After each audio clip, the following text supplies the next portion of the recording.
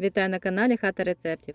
Готуємо головну прикрасу різдвяного столу – м'який та смачний калач. Почнемо з опари для тіста. 5 грамів сухих дріжджів змішуємо з 1 столовою ложкою цукру та додаємо 120 мл молока кімнатної температури. Все перемішуємо вінчиком. Для цього рецепту нам знадобиться 280 грамів борошна. Заздалегідь його зважуємо і від цієї маси беремо 2 столові ложки для опари.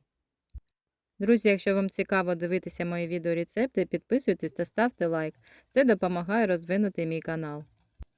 Все швиденько перемішуємо до однорідності, закриваємо кришкою та ставимо в тепле місце на 15-20 хвилин, щоб активувалися дріжджі.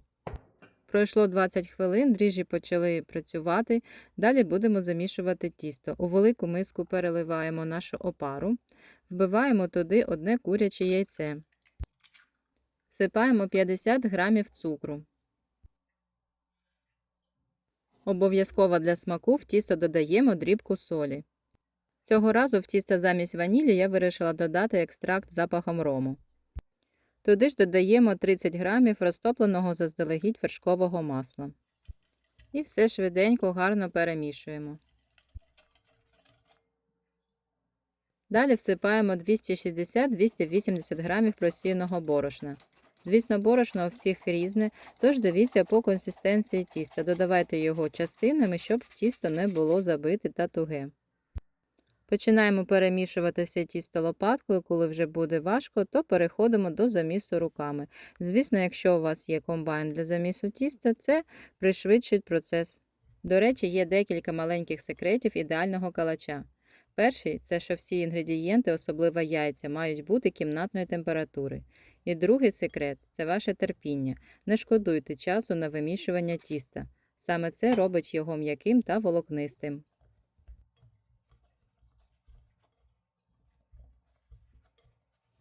Тісто я вимішувала десь хвилин 7. Подивіться, яке воно еластичне, не забите, не туге та не липне до рук. Миску змащуємо олією та кладемо туди наше тісто. Накриваємо його харчовою плівкою або кришкою та залишаємо в теплому місці на 1,5–2 години. Пройшло 2 години. Подивіться, як гарно піднялося тісто. Дегазуємо тісто та викладаємо його на змащений олією стіл. До речі, друзі, дякую вам всім за перегляди. Цікаво, з якої країни та міста ви дивитесь мій канал. Напишіть про це у коментарях. Складаємо тісто до кубки та формуємо ось таку велику кульку. Розділяємо його на 2 рівні частинки, з яких будемо формувати жгутики.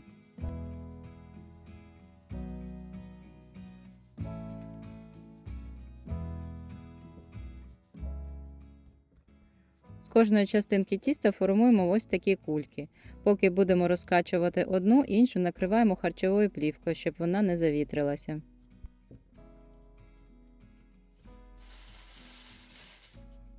Беремо першу кульку та розкачуємо її качалкою у вузький довгий прямокутник, приблизно 10-12 см завширшки та 40-50 см завдовжки.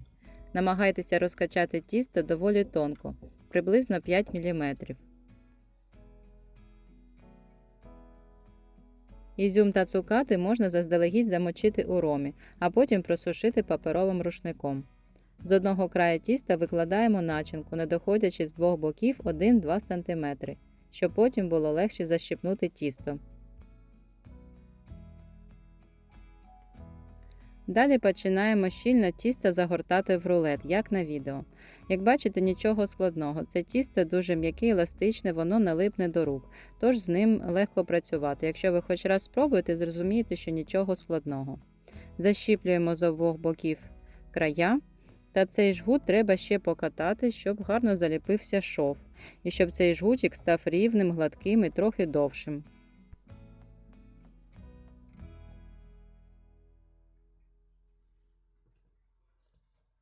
Повторюємо той же самий процес з іншою частиною тіста. Технік плетіння калача дуже багато. Плетіння з 2 жгутів – це класичний спосіб, який створює дуже гарний закручений візерунок, схожий на мотузку. Такий калач виглядає об'ємним та гарним.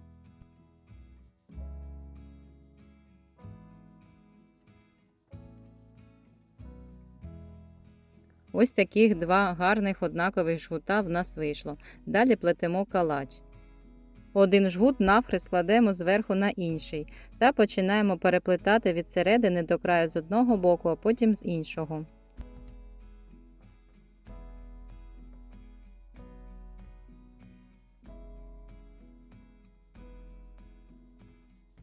Згортаємо отриману спіраль у коло. З'єднуємо один кінець з іншим дуже добре, щоб при випіканні він не роз'єднався. Форму для випікання застеляємо пергаментом та перекладаємо туди сформований калач. Накриваємо його рушником та залишаємо ще на 40 хвилин, щоб він піднявся. Через 40 хвилин калач дуже добре піднявся. Для золотистого та рум'яного вигляду верх калача змащуємо збитим яйцем з молоком.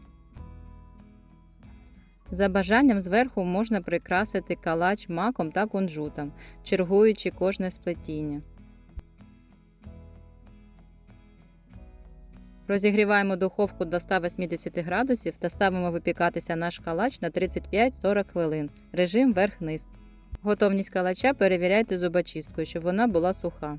Подивіться, яка краса. У мене калач випікався рівно 35 хвилин. Духмяний, золотистий та неймовірно м'який різдвяний калач. За цим рецептом тісто виходить волокнистим, ніжним та м'яким, як хмаринка, а аромат цукатів та вершкового масла миттєво створює затишок у хаті. Різдвяний калач – це не просто випічка, це символ добробуту та оберіг, що займає центральне місце на святковому столі поруч з кутею.